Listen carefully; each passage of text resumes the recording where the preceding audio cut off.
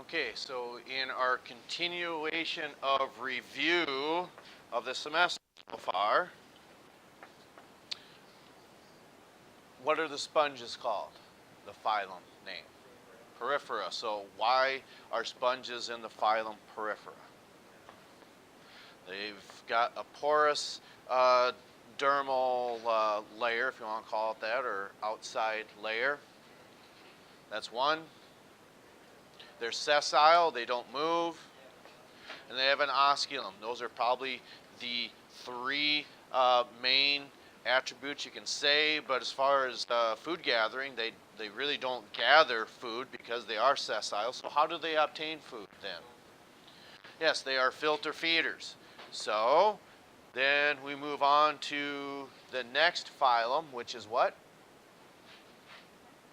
Cnidaria. So what is a cnidarian? There's three classes of them. Hydrozoa is one. Anthozoa is two. And Scyphozoa. So who is a scyphozoan? Jellyfish, okay? And what's another animal?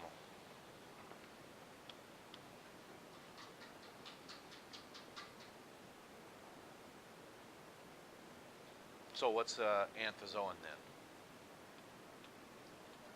Sea anemone. And then finally, what's an example of a hydrozoan? You give two. A polyp or, well, that's a whole bunch of them. We just want one. Don't look at this mythological woman. Say that again. Medusa. Okay? Or else she'll turn to stone. Isn't that? Do all women do that? Don't look at these two. You'll turn to. No. I kid. I'm sorry. I'm being mean. My apologies. Okay. So then, what do they all have in common? These cnidarians. They all have tentacles.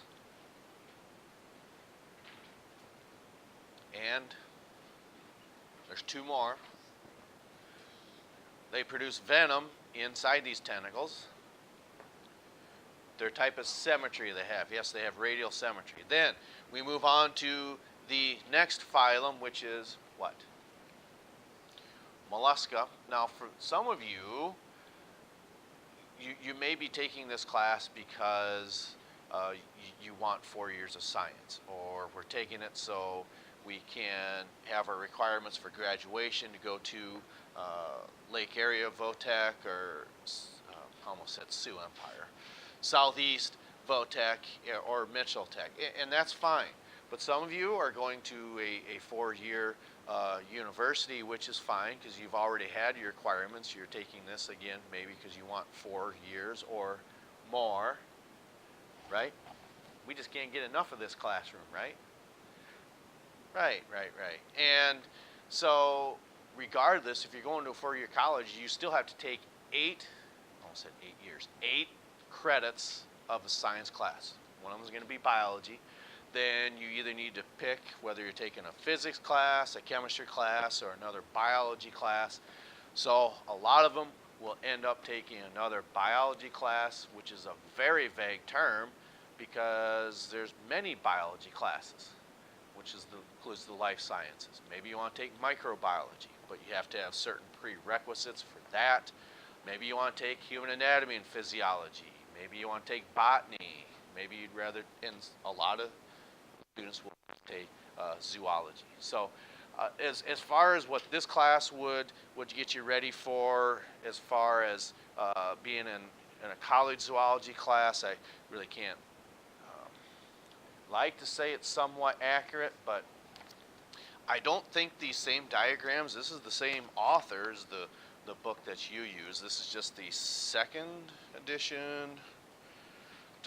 Yes, because I've got the first edition, the second edition, and I believe you individuals use the 5th edition. But inside of here, you certainly see some terms that may look familiar. Maybe not so much this one, but if we look down to right there, what's that? Cnidaria. And then what's that right there? Peripheral. So what we're looking at here is all the different phylum names in the animal kingdom. So for those of you who do take a zoology class, you're probably going to maybe talk about more of these characteristic phylums. So then when we look at this is where we're at right now, which is what? Mollusca. Okay? So I always like to give this kind of a trivial, or kind of like a trivia question. What's the biggest phylum on here? Arthropoda. But it's not the phylum that makes this, there's something under this that makes this phylum so large. And there's a lot of them on this earth, and we still have not categorized all of them. What's that? No. Nope. That's a different insects. There are way too many insects on this earth that we just have not categorized yet. So if you're looking for a research, I want to say not fellowship, but a research job, you could probably go to South America, Africa, be an entomologist. You'll never run out of work. Okay? But it's just, you want to call it astounding or amazing how what we see popping up in science, if you're looking for a problem to solve. For those of you who have had physical science here, okay, what was it that we did when we watched something about the Wright brothers? What did you construct? Propellers. And when biographers are looking into the history of this, said if you're really looking for a problem to solve, it was the mechanics of flight. That was something that people were trying to figure out. And for you individuals, of course, now with the advent of the technology we have, a lot of it's probably genetics research. But unfortunately, right now, if you've been watching the national news, we watch this segment in Human Anatomy and Physiology. It's about how it's a disease like polio that mimics polio, that's starting to make its presence known. And unfortunately, who's it striking? Not infants, to a little older, toddlers, really. And what that does is, it's not that it cripples these children, but it just does not allow their nervous system to function how it normally should. So there, if you're looking for something to research, if you're looking into some sort of medical science, you know, that's something that's never going to run out of topics to work on. But anyway, with mollusks, what makes a mollusk? Just like being porous and an osculum makes a peripheran, tentacles and venom makes a cnidarian, but what makes a mollusk? They have a shell. It doesn't have to be on the outside. It can also be on the inside. What else? For food gathering, what do they have? A radula, okay? And it's that radula that has teeth pointed on it and backwards that, and probably what had happened, when you look at even the jaws of these squids when we dissect them, do you picture, yes, they've got a mouth, but it's a beak. So whether it's looking at them or comparing them to the birds, birds don't have these either in their beak or mouth. I think you said it. They don't have teeth. That's right. So what happens is they've got this structure then, okay, and this right here, okay. So this muscle is what moves this radula. So probably, or may have happened throughout the course of, if you want to believe evolution or intelligent design, do we as humans have structures on our tongue as well? Yes, we do, but they're not something like this, where we've got these tiny teeth pointing backwards, but rather what on our tongue? Taste buds, okay? So what has changed is, do all mammals have these taste buds? Yes. So it's kind of unfortunate that maybe whether it's dogs or cats that continually go through the grooming process, we've talked about this before, talking about how Donkey looks at Puss in Boots when you see him coughing and he says, "Oh, hairball." And I can't imagine what that would be like, having a big ball of hair and then you swallow again or he gets caught, and because that's happened to all of us. We get something stuck in the back of our throat, and the little cilia on there, whether it's a chunk of a hair or a chunk of food, just continually makes you cough and cough and cough. But regardless, moving forward, what is the difference between, other than the terminology, these animals have an open circulatory system. We ended this yesterday. What does this mean right here? What is a sinus? We talked about that as far as headaches are concerned. In a human cranium, there are different types of sinuses that are found, and it's just open cavities, open areas, okay?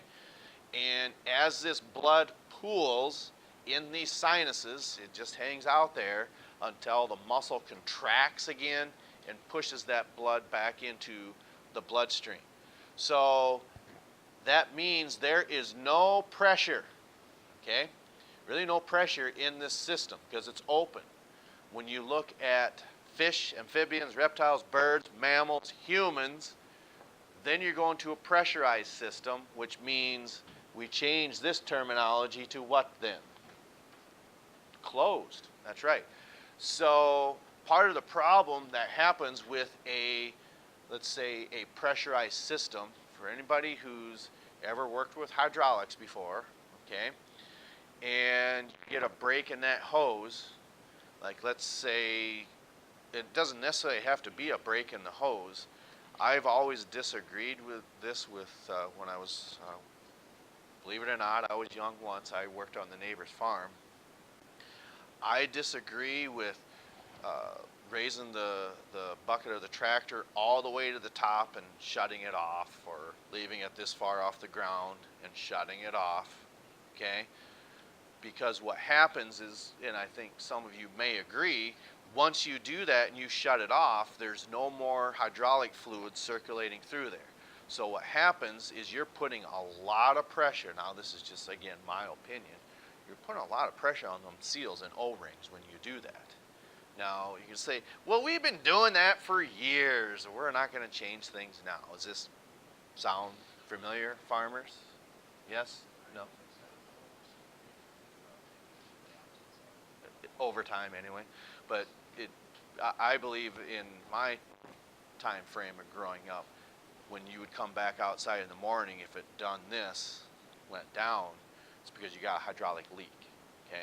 So what that means, the point I'm getting at is, if it's possible for us to have a hydraulic leak, yes. Is that bad? Well, yeah, it can be. We can also have just a paper cut on the surface of your skin, or yesterday I was dinking around with one of these tongue depressors that the freshmen are using, and sliver went right into my finger. So of course, if you squeeze that a little bit, you can get a little bit of blood to pop out of there, because I suppose it punctured a capillary. But us as humans, of course, we got different types of structures, platelets that start grabbing together and start to form a clot. But typically, when it comes to a pressurized system, if you cut a structure large enough, that's bad, because that can, of course, lead to internal bleeding. And I don't know if anything has changed through YouTube being taught, but on my exit, what would a combat medic say is probably the 3 leading causes to death of soldiers in the infantry? Bleeding out. Well, yeah, I suppose, but not, maybe that's changed, but because that would go with, if you're bleeding out, your body's still open to infection. So internal bleeding, or bleeding in general. Something about this right here, one of these.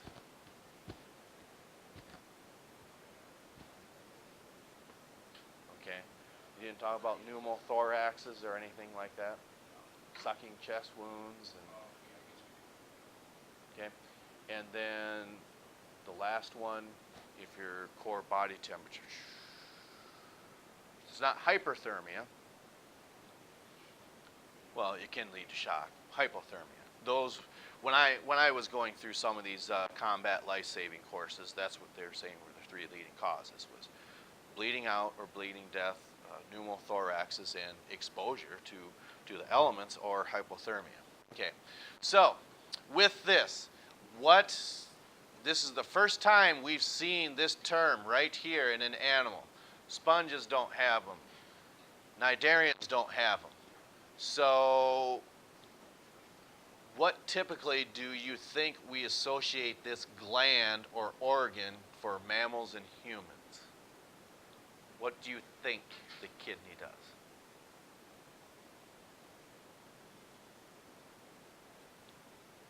Say that again? Yeah, it filters. It kind of like sends your blood through the rinse cycle. Okay, so what happens is the also does a process of filtering as well. Okay, but then this has a dual purpose for when we look at the reptiles, and even some of the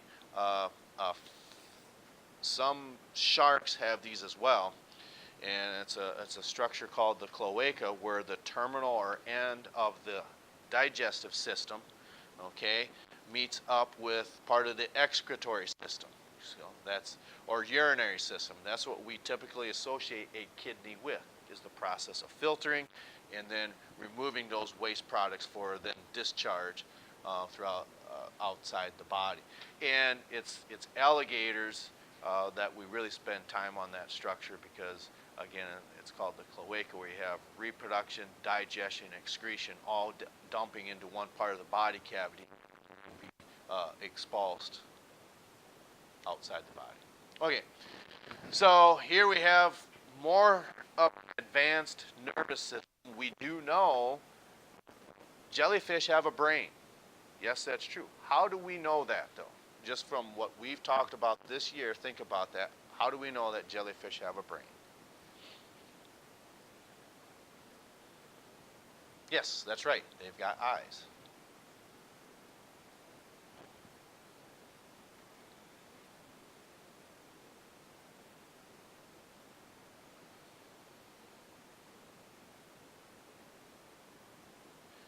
And the reason that something like that is important, okay, well, of course, having any type of nervous tissue is going to be important.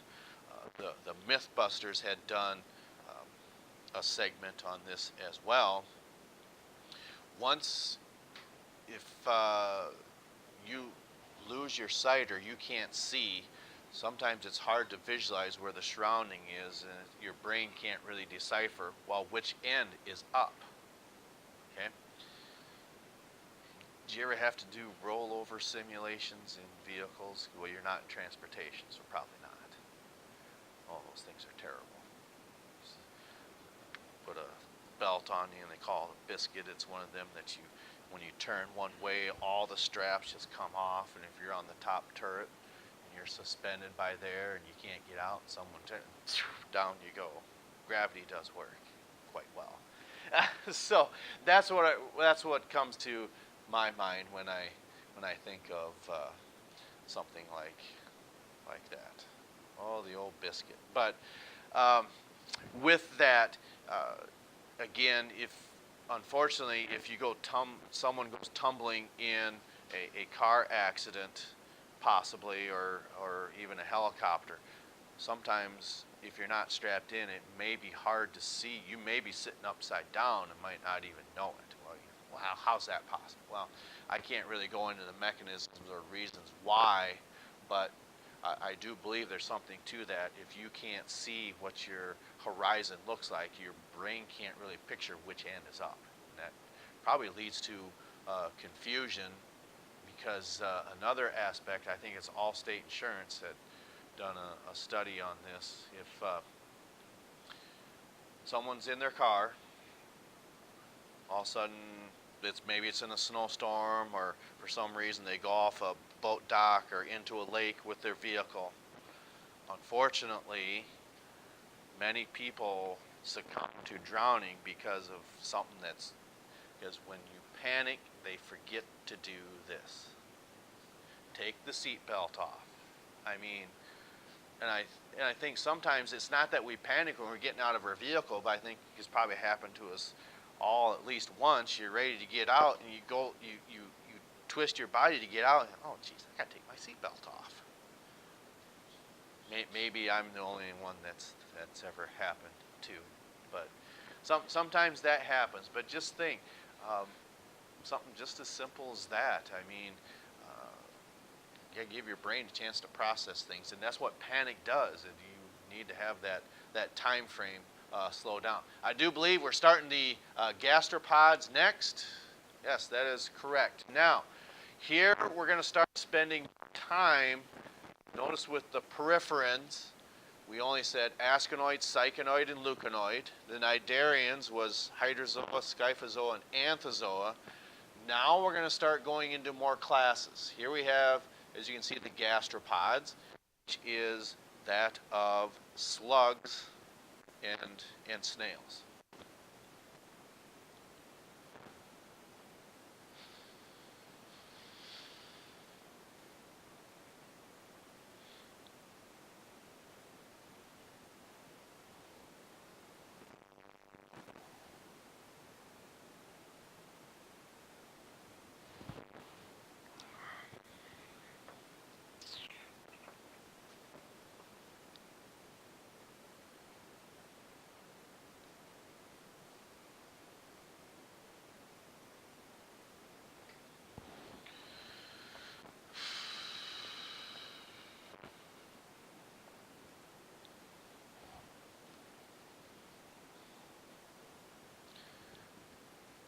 The third weekend of the month. Does that mean you have drill coming up this Saturday? Oh, so okay, so it's a week from this Saturday. Okay. No, this is just the second weekend, not the third. Okay. Okay, for some reason, nature had selected these animals to go through this process. Okay. I don't think there's any weight machines, but if you were to, I'm trying to think if there's any if I can think of what that machine would even look like. But if your body goes through torsion, what do you think that means? Kind of like torque. It would do what? Is this torsion or torque, or is this? Yeah, rotation. That's basically what we're talking about when it comes to torque. It's a directional rotation with an applied force, and that's what we see here. This will be the last slide that we do for today. And here's that term again, okay? Radula. These animals all have a shell. They're not always on the outside. Some are on the inside, and they have this radula. So for some reason, again, when you look at the shells of these animals, you can tell that there's something going on with this torsion where it actually twists, their intestines actually twist, and that's what we see happening here. And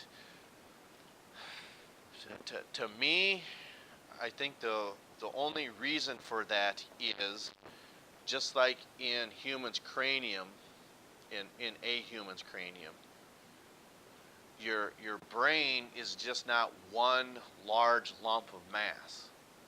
What does the brain actually look like? As individual, it looks like a pile of spaghetti, if you want to call it that. It's where I have those characteristic bulges inside of there.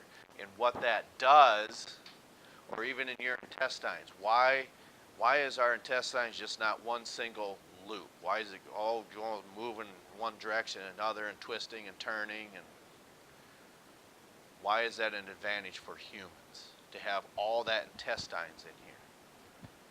All 33, 35 feet, something like that. Why is that an advantage? Yeah, so your body has a chance to absorb all those nutrients. And I think for some reason to squeeze, well, not say squeeze, but to gain all the nutrients out of what they want or what they need to take in, their body has gone through this process where this mantle cavity, okay, has turned and rotated 180 degrees to give that intestines longer time to absorb those nutrients. But one thing to think about, the metabolism of these animals, do you think they're pretty high or are they pretty low compared to mammals and birds? Pretty low, because again, we're talking about invertebrates here, and cold blood. Well, I suppose you could say these are cold-blooded animals because they would be the same temperature as their surroundings, because we do find most of the mollusks inside the water. Anyway, okay, we will pick up with this again tomorrow. And let's see here, continue talking about the gastropods, and shall see. Yes. Okay, we'll pick up again for this tomorrow.